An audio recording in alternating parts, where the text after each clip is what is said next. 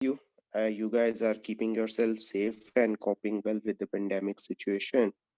अच्छा, जो topic under discussion है वो है all India the establishment of all India Muslim league, causes AIIMS and objectives. Previous lecture में हम लोगों ने कॉजेज को डिस्कस किया था। होपफुली चीज़ें क्लियर होंगी और आप लोगों ने उसको खुद से भी गो थ्रू किया होगा। तो मेरे ख्याल से बजाय ये कि एम्स एंड ऑब्जेक्टिव्स को मैं अभी डिस्कस करूं, तो पहले अगर कोई हम मेरे ख्याल से कि क्वेश्चन आंसर सेशन से स्टार्ट करें तो बेहतर होगा।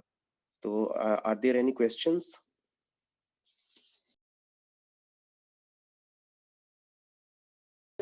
No sir. चलो, गुड हो गया। अच्छा जी, फिर हम without wasting time aims and objectives को देख लेते हैं। लास्ट टाइम हम लोगों ने जो है वो partition of Bengal, Shimla deputation, Indian National Congress और ये तमाम जो डेवलपमेंट्स थी इन सबको डिस्कस किया था और ये देखा था कि क्या इसका कोई लिंक है कि नहीं है। और इसमें हमने ये भी देखा था कि जो डिवाइड एंड रूल की पॉलिसी है और उससे जुड़े जो हिस्टोरियंस हैं उनका क्या ख्याल है। यानी कि बहुत से जो ब्रिटिश हिस्टोरियंस या हिंदू हिस्टोरियंस हैं, इंडियन हिस्टोरियंस हैं, उनका ये ख्याल था कि it was a part of जो ब्रिटिश की जो डिवाइड एंड रूल पॉलिसी थी, या जो Shimla deputation it was sponsored by by आप क्या कह सकते हो कि जो वाइसराय है या कंपनी है उनकी तरफ से कहीं ना कहीं इसकी स्पॉन्सरशिप थी। But again historians are divided on this issue, and historians like M.S. Jain and Francis Robinson, जो कि बहुत बड़े नाम है, उन्होंने रेफ्यूट किया है this line of argument by saying कि जी जो गवर्नमेंट है, the British government at that time had no hand in the formation of the Shimla deputation. और इसका ये है कि जो मोहसिनुल मुल्क है, जो खासतौर पे फ्रांसिस रॉबिन्सन है, वो अपनी वर्क में, अपनी बुक में जो इसको रेफ्यूट करते हैं, उसके लिए जो आर्ग्यूमेंट वो रखते हैं वो ये है कि मोहसिनुल मुल्क ने पर्सनल लोन लिया था of 4,000 Indian rupees from the Kings and Kings company for the formation and arrangement of this deputation. I'm talking about Shimla deputation. तो उनका ये ख्याल है कि if it was arranged by the government side, then there was no need to take a loan for that lofty purpose. तो ये एक चीज है। और फ्रांसिस रॉबिन्सन का ये भी ख्याल है कि जो अक्टूबर 1906 में जो मिंटो ने प्रॉमिस किया था वो जस्ट एक प्रॉमिस था, और वो भी जो है वो सिंपथी से ज्यादा कुछ नहीं था। देयर वाज नो कोई रिटन गारंटी नहीं थी, और इस मकसद से इसको जो है वो रेफ्यूट किया है। तो ये दोनों साइड्स के आर्गुमेंट मैंने आप लोगों को प्रोवाइड कर दिए हैं। अब एम्स और ऑब्जेक्टिव्स में देखें तो तीन ही थे, और जिस तरह से सर सैयद अहमद खान ने अलीगढ़ की बुनियाद रखते हुए कुछ मकासद जो है उनको एक्सप्लेन किया था, कुछ वैसे ही यहाँ पे नजर आते हैं क्योंकि माइंडसेट वही था, ट्रेनिंग भी वही थी। तो जो पहला हमें चीज नजर आता है वो तो वही था जो कि किसी भी पॉलिटिकल पार्टी की बुनियादी एक कॉज होती है ना, और वही यहाँ पे नजर आती है, यानी कि to protect and advance the political rights and interest of the Muslim community. और वो ये था कि to represent their needs and aspirations to the government है। और यही अल्टीमेट जो पर्पस होता है किसी भी पॉलिटिकल पार्टी का, कि किसी भी जो कम्युनिटी है या जो भी कॉज है उससे लॉयल रहना और उसके इंटरेस्ट को मॉनिटर करना और उसको सेफ गार्ड करना और उसको प्रॉपरली जो है एक प्रॉपर चैनल से रिप्रेजेंट करना, उन डिमांड्स को गवर्नमेंट के सामने रखना और डिसीजन मेकिंग प्रोसेस को इन्फ्लुएंस करना ताकि उन डिमांड्स को एक्सेप्ट करवाया जा सके, उन राइट्स को रिकॉग्नाइज करवाया जा सके।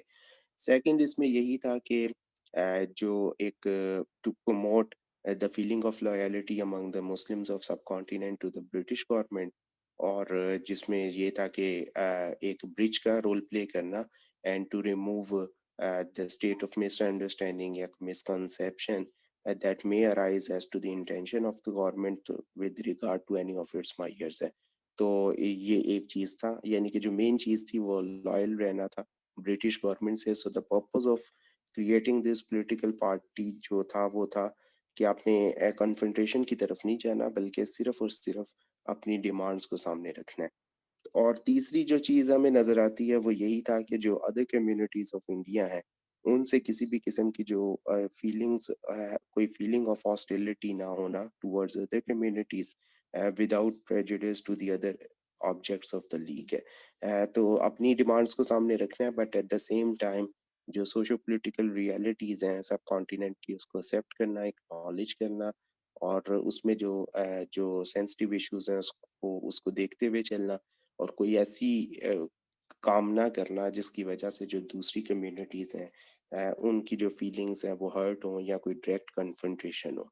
तो वो सिंपल इसका मकसद था इस पॉलिटिकल पार्टी का और ये पॉलिटिकल पार्टी जो है ये एक्सक्लूसिव थी, ये किसी भी तरह से इंक्लूसिव नहीं थी और अगर आप इसका मेंबरशिप क्राइटेरिया उस टाइम पे देखो तो उसमें अगेन एक तो क्वालिफिकेशन यानी कि लिटरेसी रेट का होना ज़रूरी था और दूसरा जो है वो प्रॉपर्टी बेस्ड जो है वो इसकी मेंबरशिप थी और शायद यही वजह है कि 400 मेंबर से ज़्यादा स्टार्टिंग में हम देखते हैं कि इसकी मेंबरशिप नहीं थी और 1940 तक 40,000 के अराउंड ये जो है फिगर हमें नज़र आता है। मेन स्पॉन्सरशिप जो है इसको इंडियन एलीट्स की थी, बेशुमार उसमें कैरेक्टर्स थे।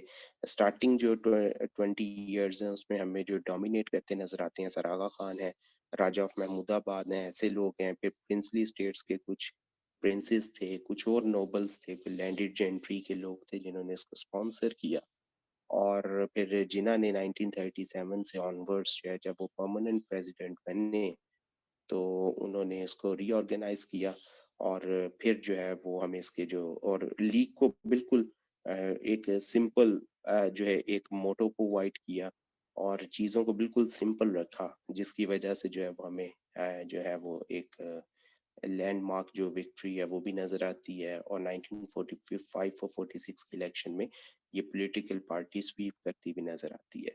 अब इशू ये है कि ये जो पॉलिटिकल पार्टी थी ये बेसिकली एक कम्युनल पॉलिटिकल पार्टी थी जिसका मकसद सिर्फ एक कम्युनिटी के जो इंटरेस्ट है उसको सेफगार्ड करना था। इसकी एग्जांपल आप यूं ले सकते हो जैसे कि मैं आपको कराची में एमक्यूएम नज़र आती है जो उर्दू कम्युनिटी उर्दू स्पीकिंग जो ग्रुप है उनके राइट्स को जो है वो सेफगार्ड करने के लिए बनी।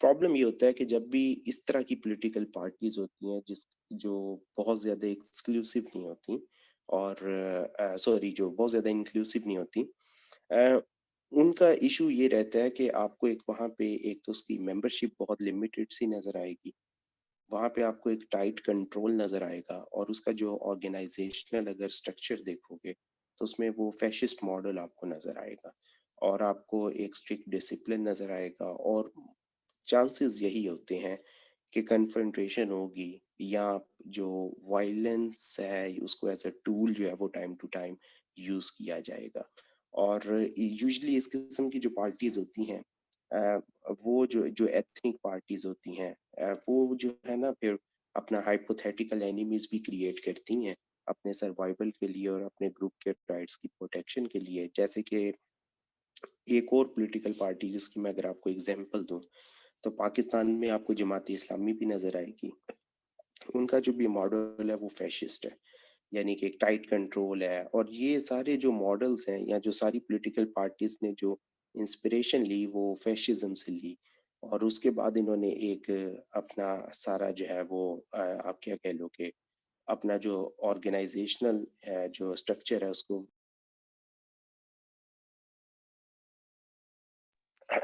अब यहाँ ये होता है कि जब इस किस्म की कोई पार्टीज बनती हैं तो फिर जो है वो कन्फ्रंटेशंस को अवॉइड करना बहुत ज़रूरी हो जाता है। तो शायद ये हमें मुस्लिम लीग को क्रेडिट देना पड़ेगा कि इन्होंने जो है वो जो वायलेंट मीन्स हैं उसकी तरफ ये लोग नहीं गए और एक बड़ी ही हमें डिसेंट एक पॉलिटिक्स नज़र आती है और शायद उसकी बुनियादी वजह जिना और बेशुमार और लिबरल कैरेक्टर्स का डोमिनेट करना था इसकी पॉलिसीज को और इसको एक प्रॉपर डायरेक्शन प्रोवाइड करना था। तो ये क्रेडिट जो है वो आप इनको देंगे और लेकिन बहरहाल इनके इनका हाँ जो मॉडल है वो आपको फैशिस्ट मॉडल नज़र नहीं आता और ना ही इनके यहाँ आपको बहुत ज़्यादा कोई टाइट कंट्रोल नज़र आता है और ये बुनियादी चीज़ें हैं जो कि इस स्टेज पे आपको पता होना ज़रूरी है।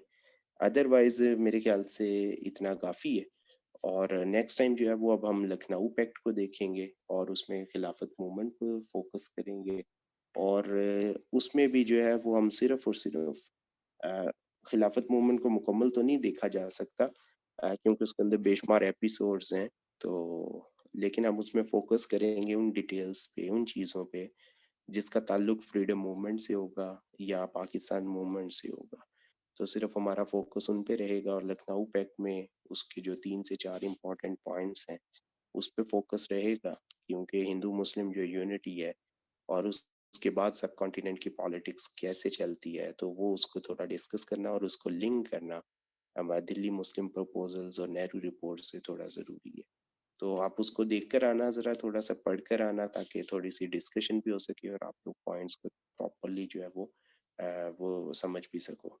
तो यहाँ तक अगर आपका कोई क्वेश्चन है या कोई चीज़ आप डिस्कस करना चाहो तो आप कर सकते हो।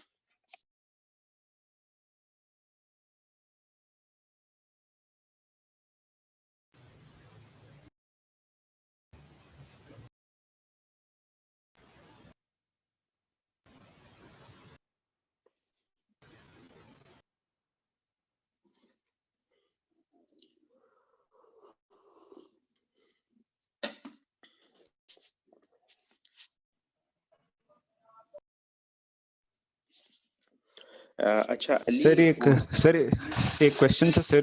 जिस तरह भी आपने बात की है इसकी ऑल इंडिया मुस्लिम लीग की, सर बेसिकली ये तो ब्रिटिश की कंसंट्रेशन के साथ बना था ना।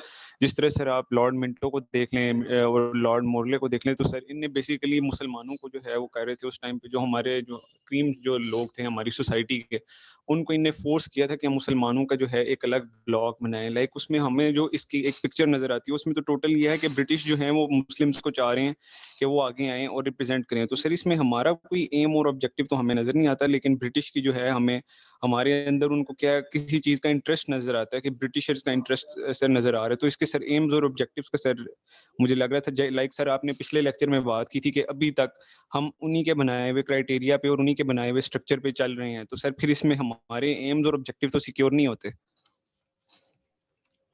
अंसब आपकी बात अपनी जगह पर ठीक है, और उसमें भी बेशुमार historians हैं जो कि इस लाइन ऑफ आर्ग्यूमेंट के साथ चलते हैं और इसको सपोर्ट भी करते हैं। जैसे कि अगर all India Muslim league establish हो रही है तो उसके पीछे दो बुनियादी मकसद हमें नजर आ रहे हैं। एक तो इंडियन नेशनल कांग्रेस को काउंटर करना था, उसके इन्फ्लुएंस को, और सेकंड चीज ये थी कि कंपटीशन को प्रमोट करना। और जो तीसरी चीज हमें नजर आती है वो 1905 यानी पार्टीशन ऑफ बंगाल के बाद जिस वे में इंडियन नेशनल कांग्रेस रिएक्ट करती है, उसको बैलेंस करने के लिए और एक हेल्दी हेल्दी कंपटीशन को प्रमोट करने के लिए भी ऑल इंडिया मुस्लिम लीग को जो है वो हमें नजर आता है कि गवर्नमेंट ठीक ठाक जो है वो सपोर्ट करती है।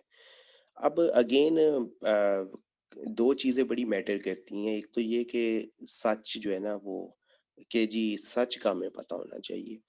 सम टाइम अब एक चीज जो कि आज से 100 साल पहले हुई है और कैसे हुई है, मुझे लगता है कि कभी कभार जो सच जानना है ना वो इतना रेलिवेंट रहता नहीं। डिपेंड करता है, डिफरेंट वर्जन्स हैं, लोगों के अपने अपने पर्सपेक्टिव्स हैं और आप उसको कैसे लेकर चलते हो। तो सम टाइम इस डिबेट में उलझने से बेहतर है कि हम कोशिश करें कि हम जितने भी अवेलेबल पर्सपेक्टिव्स हैं उससे अपने आप को एंटरटेन करें और उसके मुताबिक आप देखें कि उसकी मौजूदा दौर में क्या रेलिवेंस है। आज या पाकिस्तान बनने के बाद जो पॉलिटिकल पार्टीज की फॉर्मेशन हुई है वो किस मॉडल पे हुई है, उसके पीछे सोर्स ऑफ इंस्पिरेशन क्या था, उसके पीछे सपोर्ट कहाँ से आ रही थी। तो ये बड़े इंपॉर्टेंट क्वेश्चंस।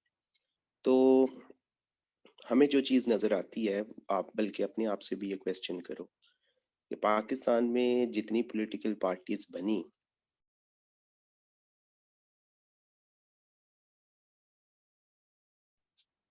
जिनको जो है वो एस्टेब्लिशमेंट की जो है वो सपोर्ट थी।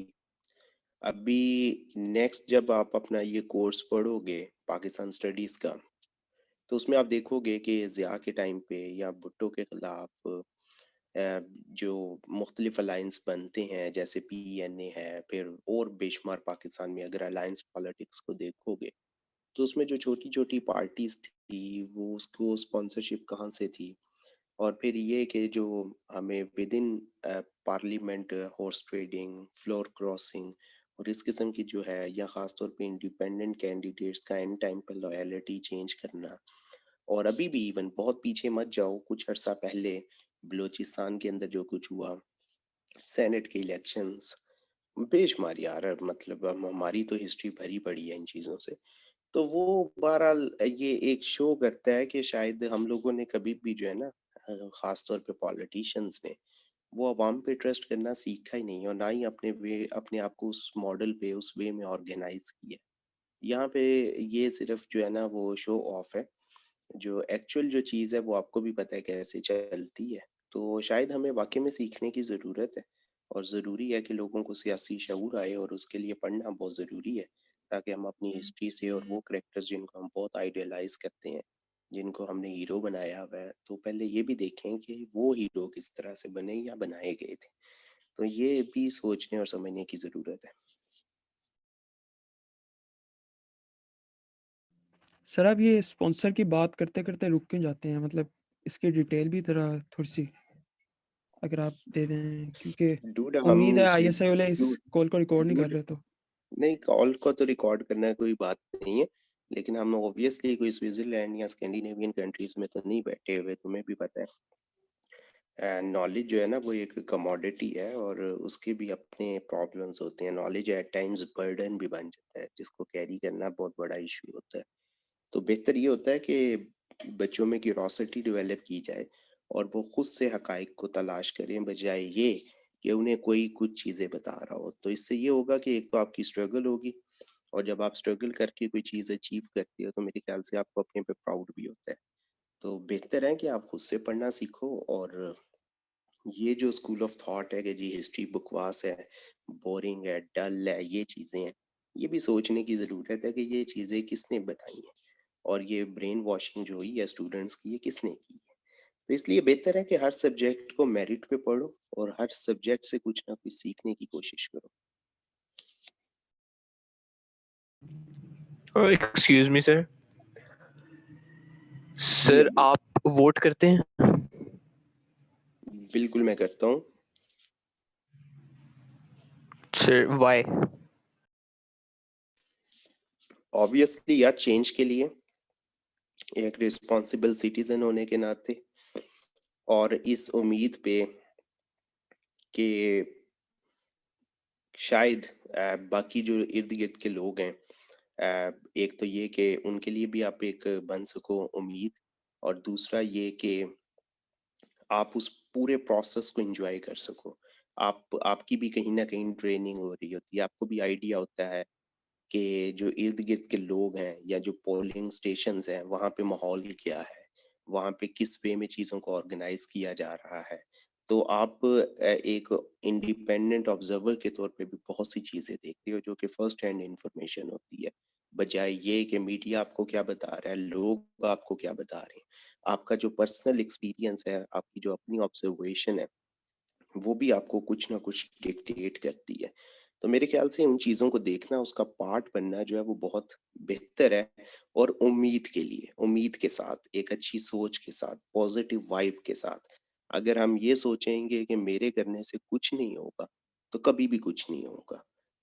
तो हमें इस सोच को बदलने की ज़रूरत है और हमें इस प्रोसेस का हिस्सा बनने की ज़रूरत है।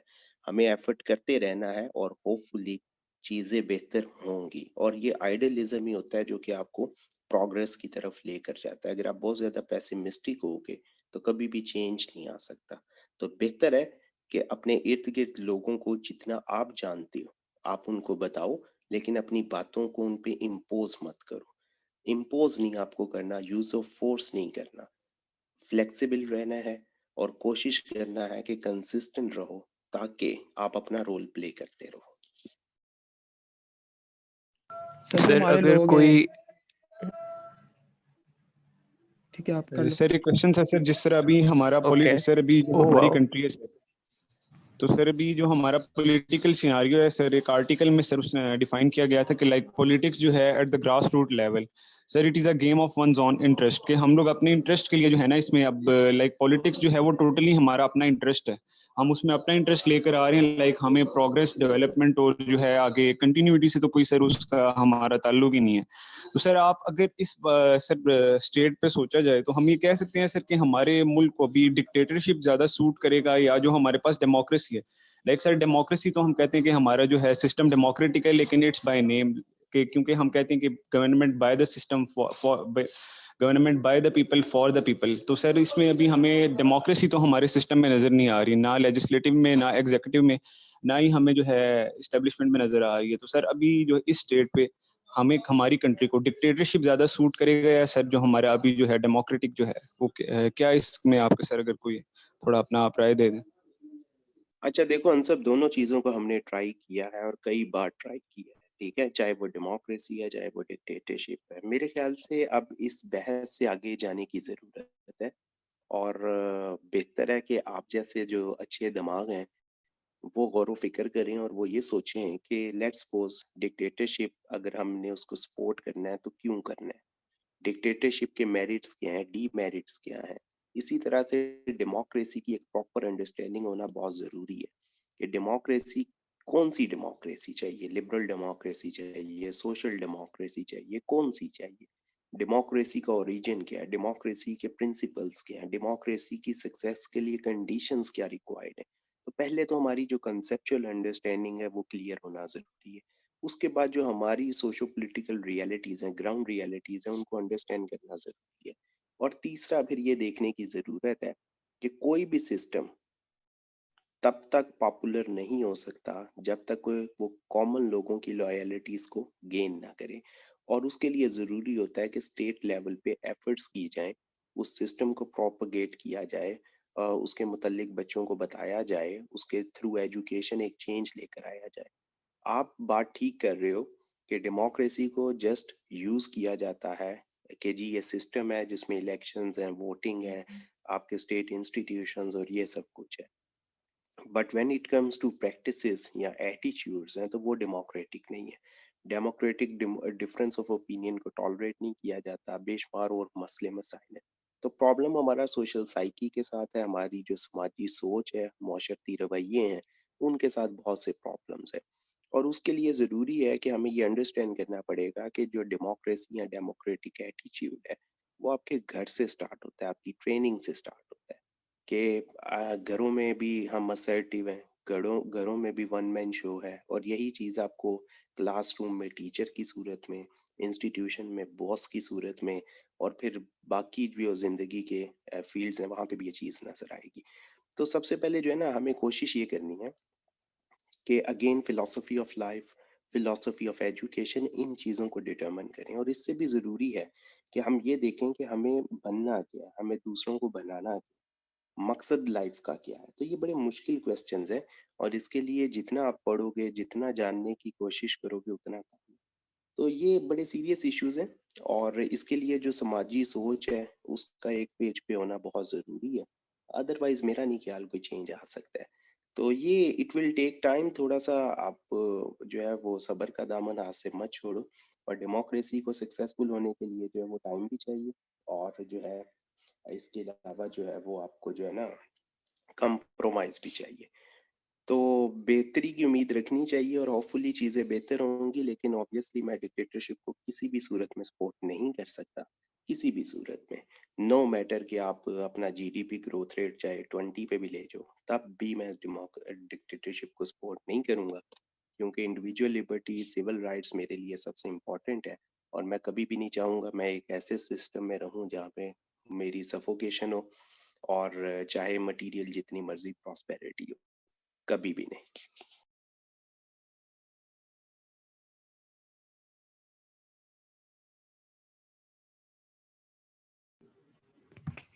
सर अगर ओके सर, अगर आपके पास 3 कैंडिडेट्स हैं और उन तीनों में से किसी को आपने वोट करना है और तीनों आपके आपके जो प्रेफरेंस है कि गवर्नमेंट कैसे होनी चाहिए, उन तीनों पे नहीं उतर वो तीनों उन पे नहीं उतर रहे, तो आप क्या फिर भी किसी को वोट करेंगे? लेसर इविल वाला जो कॉन्सेप्ट होता है बड़े लोगों में। मेरा नहीं ख्याल, देखो इससे फर्क नहीं पड़ता जब आप किसी भी कैंडिडेट को वोट कर रहे होते हो लोकल लेवल पे भी, चाहे एमएनए का इलेक्शन है चाहे एमपीए का इलेक्शन है। तो मेरा नहीं ख्याल उसका सम टाइम आपसे कोई पर्सनल कनेक्शन भी होता है या ये भी उम्मीद होती है कि वो आपकी बात को सुनेगा। आप एक बड़ी कॉज के लिए वोट कर रहे होते हो, आप पॉलिटिकल पार्टी को वोट कर रहे होते हो। तो हमें ये भी इस चीज़ सोचने और समझने की ज़रूरत है कि यहाँ पे जो पर्सनल इन्फ्लुएंस है या जो आपका एक पर्सनैलिटी का एक जो चार्म है या जो सोशल इन्फ्लुएंस है उसको अभी भी बेस बनाया जाता है, ये गलत है। आपको पॉलिटिकल पार्टी उसके मैनिफेस्टो को देखना चाहिए, क्योंकि एक जो इंडिविजुअल है वो एक खास हद तक अपना रोल प्ले कर सकता है, लेकिन अल्टीमेटली वो एक बड़े सिस्टम का पार्ट है। तो जितने भी डिसीजंस हैं जो उसमें उसकी विल तो मैटर कर सकती है, उसका करेक्टर, उसका एटीट्यूड, उसका बिहेवियर तो मैटर कर सकता है, लेकिन ओवरऑल वो एक बड़े सिस्टम का पार्ट है। तो ऊपर से जब तक फंडिंग नहीं होगी, जब तक ऊपर से विल नहीं होगी, तो तब तक चेंज नहीं होगा। फॉर एग्जांपल, मैं जिस एरिया में रहता हूँ वहाँ का एमएनए जो है वो हमजा शहबाज शरीफ है। नून लीग यहाँ पे हमेशा से पॉपुलर रही है इस एरिया में। अब प्रॉब्लम ये है कि एक तो ये चीज़ है कि लेट्स सपोज उसके अगेंस्ट अगर और कैंडिडेट्स खड़े होते हैं तो मेरे पास ऑप्शन कितनी। तो यहाँ पे कई चीज़ें हैं जो कि आपको डिसीजन मेकिंग पे फोर्स करती हैं। नंबर वन, बाकी कैंडिडेट्स इतने पॉपुलर नहीं है तो चांसेस हैं कि वो इलेक्ट ही नहीं होंगे। एक चीज़ ये है। तो बहुत से लोग डिसीजन करते वक्त ये सोचते हैं, क्योंकि ऊपर कैंडिडेट इतने ज़्यादा तगड़े नहीं है, पावरफुल नहीं है, तो चलो नीचे कुछ अपना जो ग्रज है, अपना जो कैथारसिस है, उसको जो है वो एंगर है, जो फ्रस्ट्रेशन है, उसको निचले वे में कहीं पे देख लेते हैं, किसी और को सपोर्ट कर देते हैं। लेकिन प्रॉब्लम ये है कि इट डजेंट मैटर कि वो पीटीआई का है, वो पीपल्स पार्टी का है या किसी और पॉलिटिकल पार्टी का है।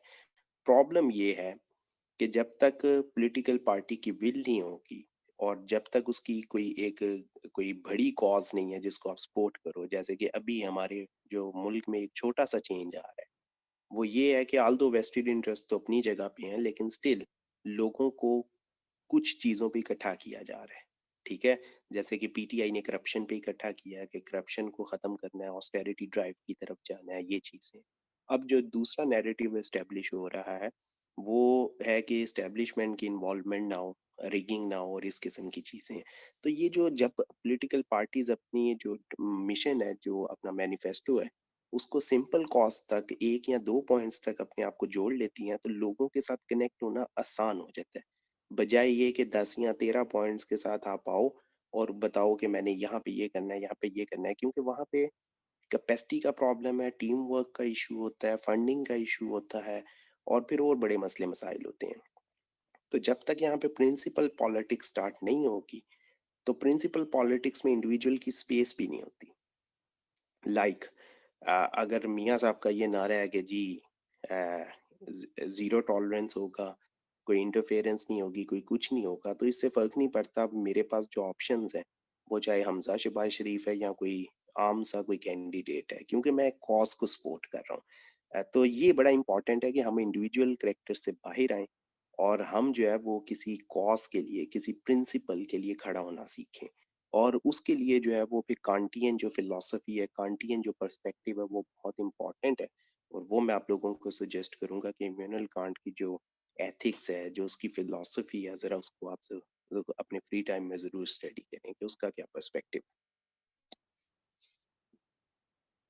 सर आपने बात की कि हम ट्रस्ट नहीं करते हैं मतलब अपने लीडर्स में, लेकिन हमारे लोग ही हैं जो गालियां देते भी हैं और गालियां खाते भी हैं।